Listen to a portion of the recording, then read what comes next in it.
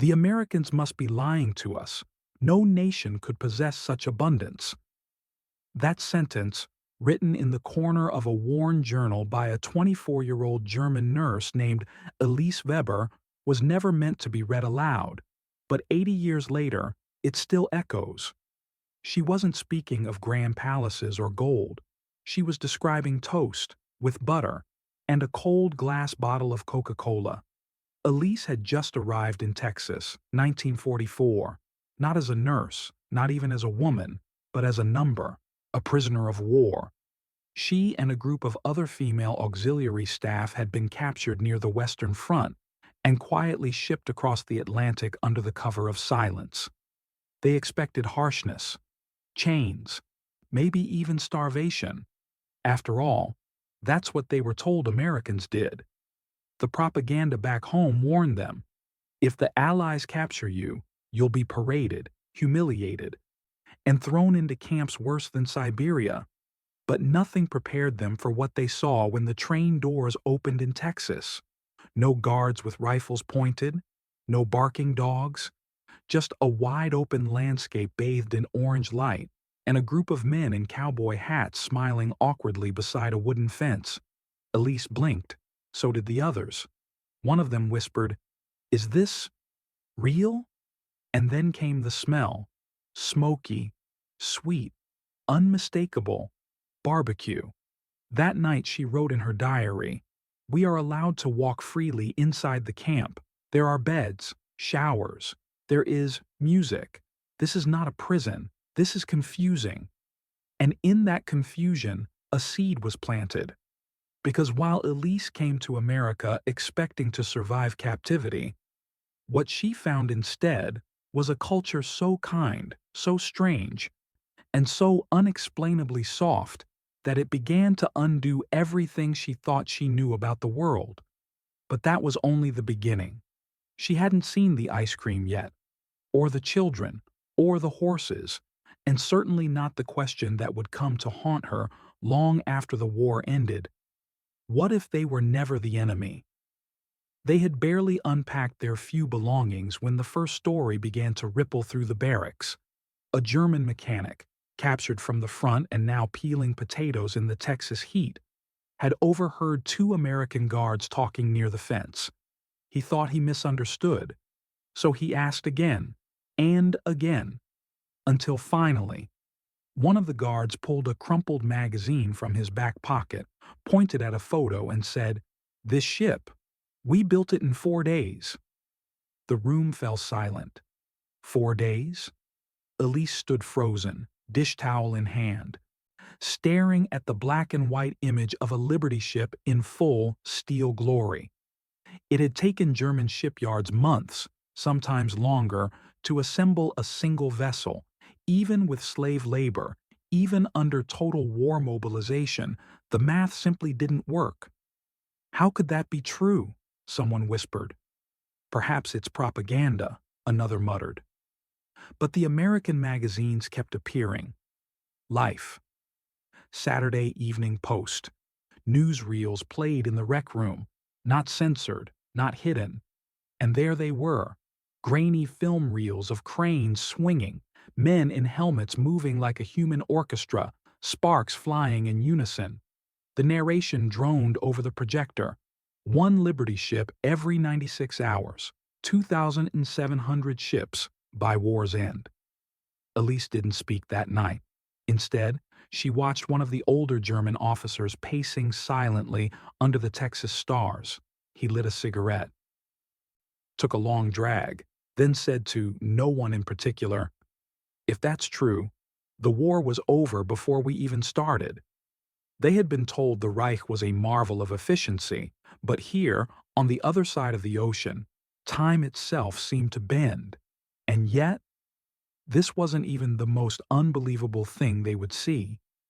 Because the real shock came when the lights stayed on, all night. Elise couldn't sleep. The air in Texas was thick, hot, dry, humming with strange sounds. She stepped outside the barracks and stood still, barefoot in the gravel, and that's when she noticed it. The lights, still on. not just the ones around the camp's perimeter, but across the plains in the distance, farmhouses, barns, water towers, all glowing. Electricity. At midnight. In wartime Germany, even in Berlin, blackout curtains were the norm. Cities fell into planned darkness. Energy was precious, factories rationed, civilians lived by candlelight. But here in Texas, it was as if night didn't matter. One of the girls whispered beside her, "They must be rich beyond comprehension." Elise didn't answer, because it wasn't just wealth, it was ease, no fear of bombers, no threat of raids, no urgency. Later that week, a camp supervisor casually mentioned that the local high school football stadium had brighter lights than most towns in Europe. The POWs thought he was joking until they were shown photos. Young boys in padded uniforms sprinting beneath blinding floodlights, while families cheered with popcorn and soda in hand. One German nurse stared in disbelief and asked, "What are they fighting for if they already live like this?" No one had an answer. Only the sound of crickets in the distance and the soft hum of power lines. That night, Elise wrote again. "The electricity does not sleep. It feels like the darkness here is not allowed to exist." It was a small detail, a quiet observation, but something in her began to shift. Because while the Liberty ships had shocked her logic, the endless light began to crack something deeper, a belief that maybe, just maybe, everything she had been taught to fear was built on shadows, and yet nothing prepared them for what happened next. Because the next morning, they were offered hamburgers. It started with a smell, something sizzling, rich, almost sweet, drifting across the camp just after roll call. At first, the German women flinched. Smell had always been a warning during the war. Burnt rubber, gasoline, ash. But this was something else. By noon, the American guards wheeled in several metal carts. No rifles, no shouting, just trays of food stacked neatly and steaming, and there it was. A hamburger, soft bun, thick patty, melted cheese, a pickle slice on the side. Alongside it, a bottle of Coca-Cola, cold, sweating with condensation in the Texas heat. Elise stared, unsure if this was a test. Across from her, a girl from Dresden held hers like a foreign artifact, then whispered, "Is this for us?" A young American, no older than 20, smiled and nodded. "Eat up. Welcome to Texas." No one moved. Back in Germany, meat was rationed, sugar nearly mythical, and Coca-Cola had vanished with the embargoes. It was something you read about, not tasted. But here they were, biting into warm bread, swallowing bubbles that tickled the nose, their hands trembling as ketchup dripped down their fingers. One of them started crying. She didn't know why. Elise didn't cry. She just chewed slowly, deliberately, memorizing every flavor like a confession. Then she asked, almost too softly to hear, "Why would they feed us like this?" No one answered. Because deep down, they all knew. This wasn't just about food. It was hospitality, in a place they were told would treat them like animals. And just as they finished their meal, the same young American leaned in with a grin and said, "Tomorrow's ice cream day." The women looked at each other in disbelief. Ice cream? In wartime? For prisoners? They had no idea that the next shock would come not from food, but from children. They heard the laughter before they saw them. High, unfiltered, American laughter, piercing the fence line like sunlight slipping through cracks in a barn door. Elise turned, shielding her eyes from the glare.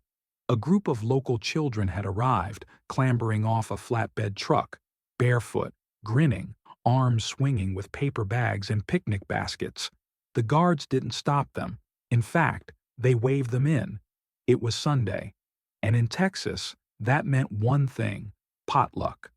The children wandered through the camp with the reckless confidence only innocence can afford. One of them, freckled, no older than 10, walked straight up to a German woman sitting alone by the shade and handed her a red apple. Just like that. No fear, no hesitation. Elise watched from a distance. The woman, Irma, a former radio operator, froze. Her fingers curled around the apple like it was a live grenade. Then, slowly, she looked up and asked in broken English, "Why?" The boy just shrugged. "Mom said y'all don't get fresh fruit in camps." And then, just like that, he ran off to play tag with the others. The Germans didn't know what to do. Some tried to retreat indoors. Others, confused but curious, followed the kids to the makeshift picnic tables, where lemonade and deviled eggs waited in floral bowls. One American mother, standing barefoot in the dust, offered a piece of cherry pie and said, "You're far from home. That's enough to make anyone lonely." Elise couldn't speak. She just nodded, took the plate, and sat in the grass, next to strangers who no longer looked like enemies. That night, she wrote, "The children don't know they're supposed to hate us, and so, for a few hours, we forgot too." But something strange began to brew after that afternoon. Something deeper. Because the next morning they weren't just handed food, they were handed horses. The gates didn't open that morning. They simply weren't locked. Elise noticed it first.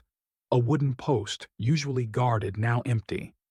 The sun was just beginning to rise, casting long golden streaks across the dust. Then came the sound. Hooves. Slow. Steady. Closer. She turned and stopped breathing. A line of horses stood quietly at the edge of the camp. No guards held their reins. No weapons in sight. Just a rancher's boy, maybe 17, stroking the mane of a chestnut mare. Behind him, the camp supervisor strolled in like it was any other Tuesday and said casually, "The ranch next door offered riding time, said it might be good for your nerves." Someone laughed, then stopped. It wasn't a joke. One by one, the women were led forward, unsure of their footing, not just on the sand, but in reality itself. A few of them had never touched a horse. Others remembered, dimly, the luxury of riding before the war had stolen softness from the world. Elise stepped closer to a gray gelding. Its eyes were calm, curious. A soldier offered her a hand, not to bind, but to boost. She hesitated, then mounted. As the horses began to move, something inside her cracked open. The Texas wind brushed her cheeks like a memory she didn't know she'd lost. There were no fences in sight, only open sky and a line of pecan trees stretching to the horizon. No one spoke. Even the American guard seemed reverent. It was a kind of silence Elise had never known. Not fear, not command, but freedom. Borrowed, brief, and bewildering. They did not ride to escape, she wrote that evening. They rode to remember who they were before the world told them who they must be. And just as she thought the surprises had run dry, the next day the Americans showed them a movie. That night, they gathered behind the barracks, tired from riding, still dusty from the trails. No one said where to go. They simply followed the sound of a humming generator and the scent of popcorn drifting like a memory from childhood. A white bedsheet had been strung between two poles. Fold-out chairs appeared from nowhere. The guards, some off-duty, some barely older than the prisoners, sat shoulder to shoulder with them. Someone handed Elise a Coca-Cola, already open. No ceremony, no speeches, just the flicker of the projector blinking to life. The screen stuttered, then steadied. A black and white film lit the fabric like a ghost. It was Casablanca. Elise had never seen it. She'd only heard whispers, Amerikanischer Kitsch, forbidden by the Reich, nothing but cheap sentiment.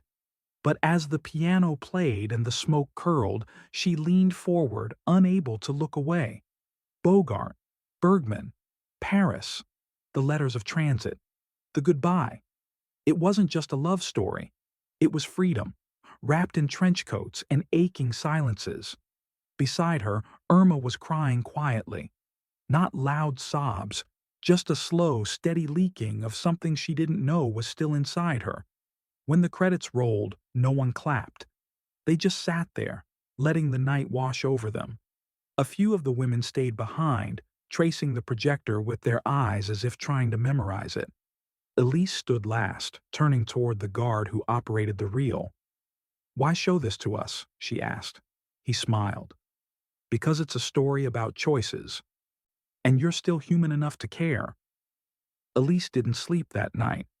She wrote by candlelight. They let us watch love, in the open, as if we were not their prisoners, but their guests. But in the days to come, that sense of gentleness would be tested, because one of the women received a letter from Germany. It arrived folded, stained with the fingerprints of a dozen censors, passed from hand to hand across oceans and oceans of silence. The letter was addressed to Helga Baumann, a former Luftwaffe typist from Leipzig, barely 25, with sharp eyes and a stubborn mouth. She hadn't spoken much since arriving in Texas, but that day, when the envelope came, her hands shook before she even tore it open. Inside, 3 short paragraphs written in a trembling hand. Her father had died, her brother missing in the Ardennes, and her mother starving. The food ration was now 400 calories a day. Coal was gone. The neighbors had eaten the family's dog. Helga didn't finish reading aloud.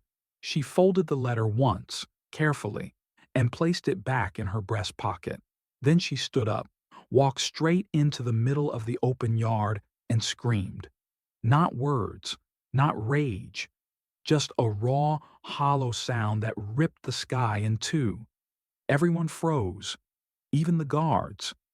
Elise watched as Helga collapsed to her knees in the dust, fists pounding the ground like she could somehow undo it all. And that was the day everything changed. Because how could they drink Coca-Cola now? How could they ride horses, watch movies, accept kindness, when their families were dying in silence across the Atlantic? Elise felt it too, a twist in her gut. A shame that no one had told her to carry, but she carried it anyway.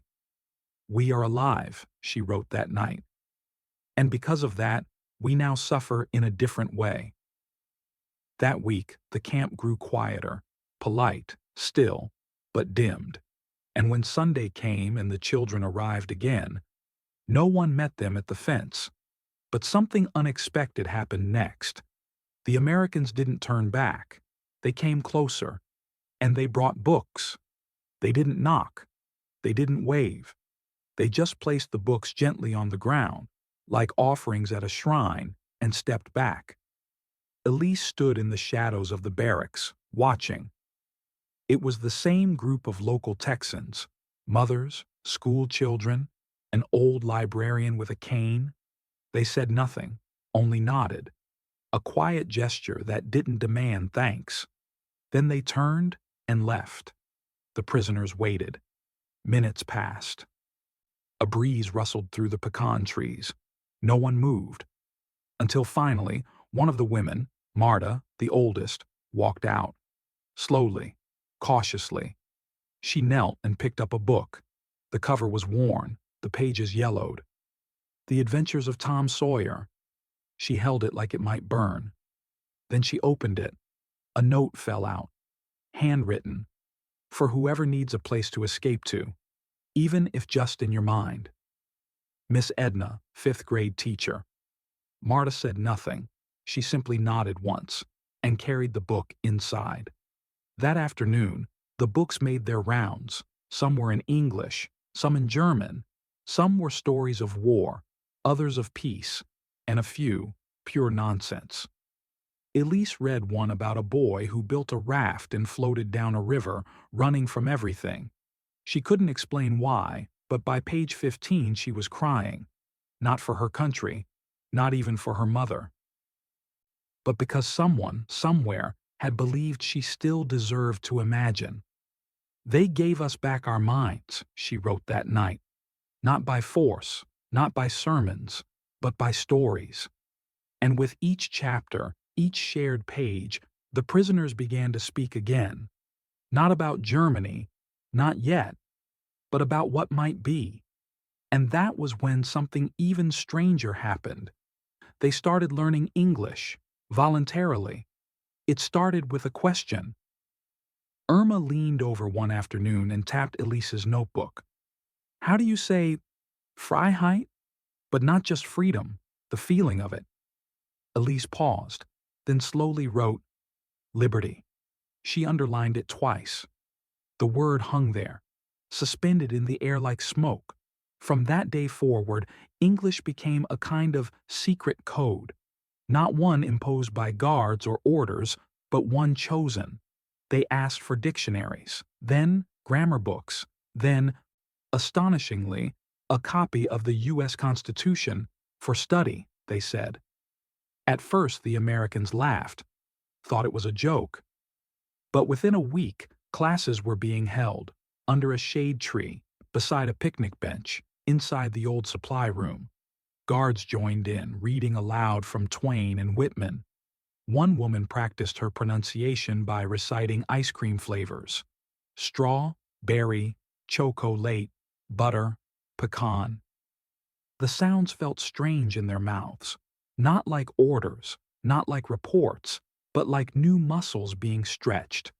Elise found herself writing entire journal entries in English, just to see if she could feel differently while doing it. It is like building a new part of the brain, she wrote, or maybe a softer one. One afternoon, she caught herself humming along to a song on the radio. It was Bing Crosby. She didn't understand every word, but the melody didn't care. Later, a new girl arrived at the camp, frightened, defiant, full of suspicion.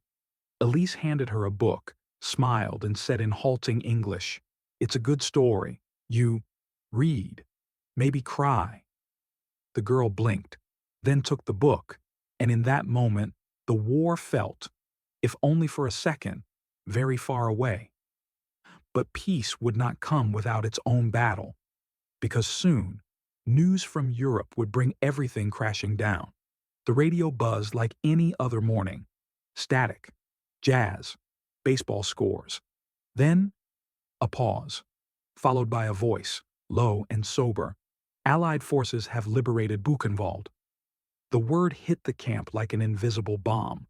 Elise had never heard it before. Buchenwald. But she could feel the silence ripple. One of the American guards turned the volume down, but it was too late. The word had already landed. Within an hour, the others came. Dachau, Bergen-Belsen, Auschwitz. The names didn't make sense at first, but the descriptions did. Mass graves, cattle cars, skeletons with numbers carved into their skin. At lunch, no one spoke. No jokes, no singing. Even the guards avoided eye contact. That evening, a leaflet, translated from English, was pinned to the bulletin board near the mess hall. It was a photo, a mountain of bodies, and beneath it, a line of text. "This was found in your homeland." Elise stood there for a long time. Behind her, a few others approached, then turned away. But she stayed, not because she understood, but because she didn't. Irma broke first. She threw her tray across the room and screamed, "Lies! They're trying to shame us!" But no one backed her up, not this time. Later that night, Elise wrote, "Something has cracked inside the others, not quite guilt, not yet, but the first hint that maybe, just maybe, we had never truly seen the whole war." One of the younger women asked the guard if they could see a map. When he unrolled it on the table, she pointed. Where was that place? Dachau?" Her finger trembled. So did his. And in that trembling, something ancient broke between them. But the reckoning had only begun, because the next word to reach their camp was Hiroshima. They didn't understand the word at first. Hiroshima. It arrived folded in a newspaper, wedged between baseball scores and war bulletins. Just another city on another continent. Until the headline made them freeze. One bomb destroys entire city. Elise read the sentence 5 times. She thought it was a printing error. A single bomb? Gone? The American guards didn't say much. They didn't need to. Their faces said everything. Later, a sergeant tried to explain. He sketched a mushroom cloud on a chalkboard behind the supply shack. He used words like atomic and fission and Manhattan. But all Elise could hear was the quiet, the kind of silence that only follows something unspeakable. One by one, the women gathered around. Some cried. Some crossed themselves. Others stared at the ground like it might open and swallow them. And then came the second headline. Nagasaki. That was when Helga whispered, "We lost, but so did they." No one disagreed, because victory now looked like a skeleton, glowing in the ruins of a city no one had ever visited, and the superiority they had once believed in felt obscene. That night, no one sang. No books were read. No ice cream was passed around. Elise sat alone on the stoop of the barracks, watching a moth bang against a lantern bulb. She didn't write in her journal. Not that night. There were no words big enough. Only one thought, echoing like a whisper in the dark. We were told the enemy had no soul. But the men who made this, they knew exactly what they were doing. The sky had caught fire, and with it, their certainty. But the final unraveling hadn't come yet, because the day was approaching when the gates would open, and no one would run. The siren didn't sound. There were no warnings, no orders barked, just the steady creak of hinges. The front gates of the camp, once fortified, always locked, were open, wide. It was August 1945. The war was over, officially, legally, utterly. A telegram had arrived that morning. Germany had surrendered months earlier. Now Japan had followed. The war, their war, was finished. A single guard stood at the entrance, his arms crossed, eyes shaded by a wide-brimmed hat. No weapon. Just a folded piece of paper in his back pocket. Prisoner protocols lifted. Await further transfer orders. Elise didn't believe it at first. She waited for the trick, the reversal, the punishment. But no one shouted. Instead, the guard stepped aside and said simply, "You're free to walk." Some of the women gathered at the edge of the fence, blinking like they had stepped from a cave into daylight. Irma clutched her Bible. Helga held the journal with her father's last words. No one moved. And then, Marta, the oldest among them, barefoot and barely speaking since Hiroshima, stepped forward. She didn't run. She didn't cry. She just walked. One step, then another, not toward escape, but toward a tree just beyond the barbed wire, a pecan tree. She sat down in its shade, closed her eyes, and whispered something none of them could hear. Elise followed. So did the others. No one asked what came next, because they understood. This wasn't the end of captivity. It was the beginning of reckoning. They opened the gates, Elise wrote that night, and we didn't flee, because what we feared most was not the prison. It was returning home without knowing who we were anymore. The gates stood open for 3 more days. No one left. And then the rumors began. Some of them wanted to stay. Some of them wanted to marry cowboys. It started as a joke. A whisper passed over laundry lines and dinner tables. Elise had laughed when she first heard it. Sharp, surprised, like someone slipping on joy. We should just stay here. Marry a cowboy, never go back. But the longer the camp stayed open, the less anyone laughed. because it didn't feel like a joke anymore.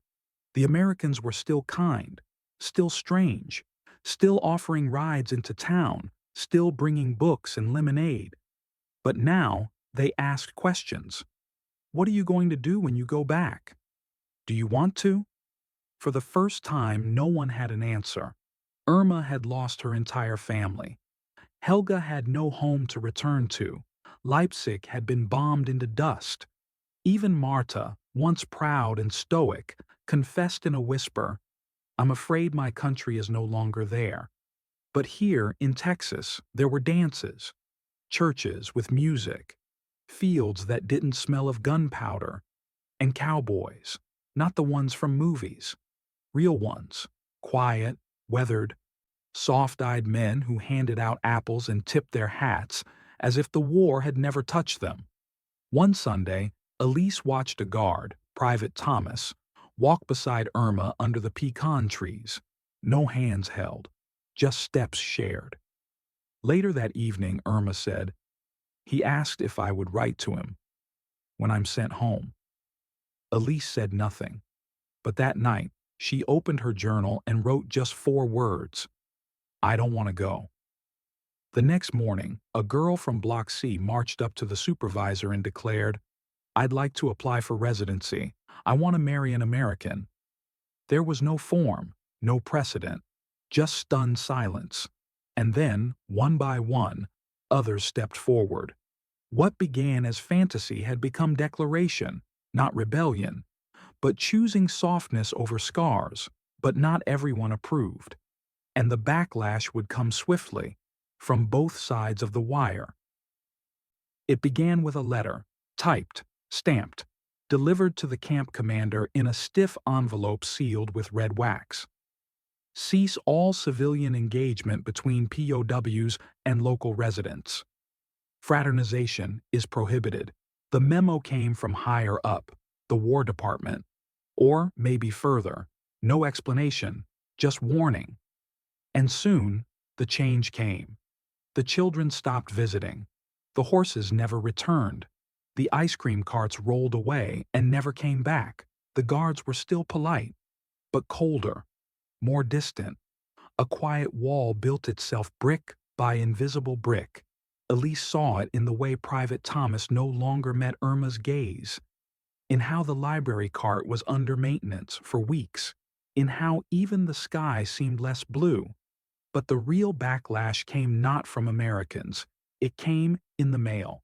Letters from Germany, short, scathing, and terrified. Accusations. Please, shame. How could you eat with the enemy? You disgrace the memory of your father. You forget what they've done. Some women tore the letters up. Others read them silently, again and again, trying to hear the voices behind the fear. One night, Irma stood during dinner and asked, "If we're not allowed to feel, then what are we even surviving for?" No one answered. The next day, a new rule was posted. No mingling after sundown. No walking unescorted. The gates, once open, were now watched again. The freedom they had tasted, brief and bewildering, receded like a dream. But something had shifted that could not be undone. Because even as the rules closed in, some women kept writing letters, not to Germany, to Texas, to the Cowboys, to the children, to the people who had offered them a different kind of war. "They can take away the fence," Elise wrote, "but they cannot take away what we saw on the other side of it." But just when everything seemed to settle into silence, came the news. They would be shipped back. Tomorrow. The announcement came at roll call. Just 2 words. Pack everything. There was no speech, no ceremony. Just the quiet shuffle of boots on dust. They would be gone by dawn. A train was coming, same as the one that brought them here. But this time, no one asked where it was headed, because they already knew. Back. To the ruins. To the silence. To a homeland they no longer recognized. Elise stood in the doorway of the barracks, eyes fixed on the horizon. The sun was beginning to set. bleeding gold and copper across the endless plains. She wasn't alone. The other women came too, slowly, some carrying letters they would never send, some holding gifts given in secret, a pressed flower, a silver thimble, a small photo of a cowboy's horse. Irma held her Bible close but didn't open it. Marta, silent as ever, wept quietly into her sleeve. Then, without being asked, someone began to hum, a hymn, soft, familiar, but in English. Amazing Grace. How sweet the sound. The Americans on the other side of the fence didn't interrupt. Some took off their hats, some placed hands over hearts. Private Thomas approached slowly, removing something from his pocket. It was a handkerchief, white, embroidered with blue thread. He held it out to Irma through the wire. She took it. Neither of them spoke. Later, Elise would write, "We didn't cry because we were leaving. We cried because, for the first time, we had been treated like people, not prisoners." As the sun disappeared, the women stood together in silence, watching the last light of Texas stretch across their faces. Not a prison, not anymore. A memory, a myth. And as the train whistle echoed in the distance, Elise whispered, "Maybe. We never really were the enemy." But what came next was even harder, because going home meant starting over, in a country that no longer knew them. The train pulled into Bremen just before dusk, not the Bremen Elise remembered, bustling with trams and sailors and bells. This Bremen groaned. Skeletons of buildings leaned against one another like drunkards. Streets were mud and ash. Windows stared back with broken teeth. She stepped down from the carriage clutching the same suitcase she'd brought to Texas. Same clothes. Same shoes. But nothing else was the same. A man passed by, gaunt, coughing, uniform still half charred. He didn't look at her. Children stared from corners with eyes too old for their faces. A woman sold bread from a cart made of doors. Elise walked slowly, block after block, looking for something familiar. Her family's flat was gone, replaced by silence and vines. At the old fountain in the square, she sat down, dust clinging to her coat like memory. A child approached and asked, "Were you in the East or the camps?" She didn't know how to answer, because she hadn't been tortured, hadn't been starved. She had been seen. And now, that truth made her feel foreign in her own skin. Later she found shelter with a distant cousin. The cousin served turnip soup without meeting her eyes. When Elise mentioned the Americans, the cousin hissed, "You sound like you miss them." She said nothing. But that night, lying on a cot beneath a ceiling that dripped, Elise opened her journal. She wrote, "The war is over, but I have never felt more alone. I used to be a prisoner. Now I'm just someone who's not angry enough." The Texas sun was gone, replaced by soot-gray skies and rumors of war crimes. Everyone needed someone to blame, and women who had seen kindness from the enemy were easy targets.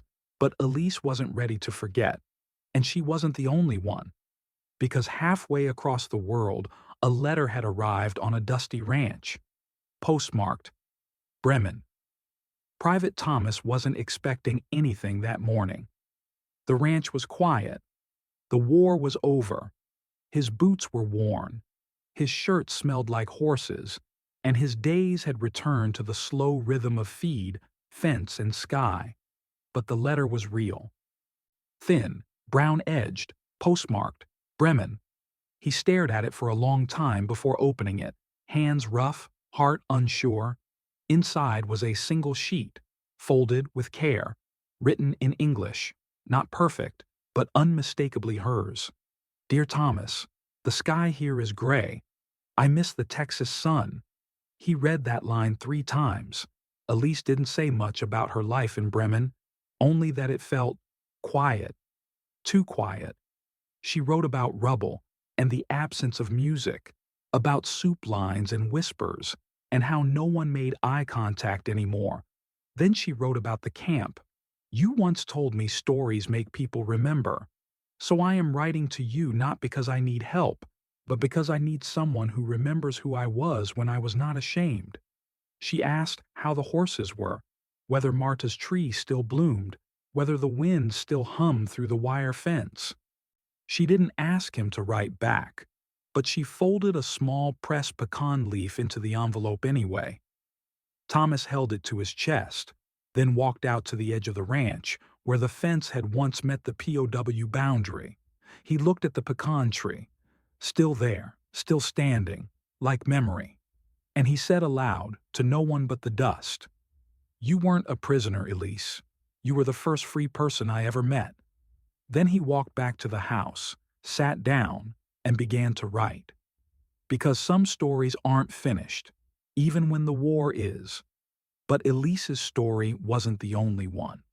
Because years later, on a quiet street in post-war Texas, someone knocked on a door and found her standing there.